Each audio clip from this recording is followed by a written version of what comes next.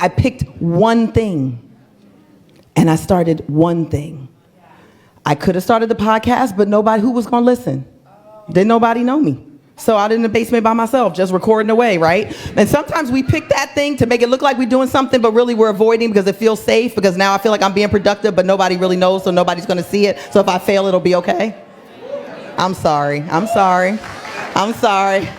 I done seen a few people are like, oh, I'm so sorry. You know, you're like, I'm building. No, you're scared. You're hiding. So I got the podcast equipment, but then I was like, this is me hiding. Write the book. I'm like, okay, it could take me a year to write a book. And what will have happened for people in between now and then? Nothing. Again, stalling. And so I chose the speaking. Guess what? Because I know how to do that. I'm the kid who talked too much. Hand me a microphone. We can make this happen. So I decided this is what I can do now. I can produce this now. I can multiply this now. This is what's in my hand.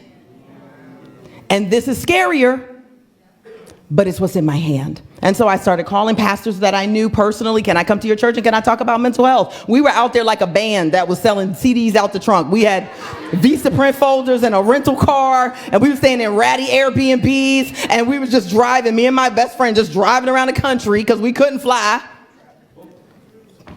And here we are, all these years later. And what happened?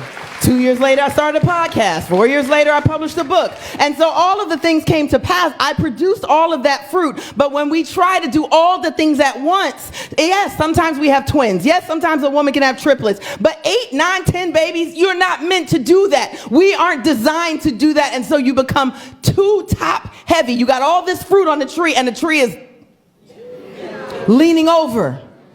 Too much at once. And do you know what happens in creation when a tree has too much fruit, so much that the top is leaning, or that there's not enough nutrients in the ground for that fruit to ripen? It does something called fruit dropping.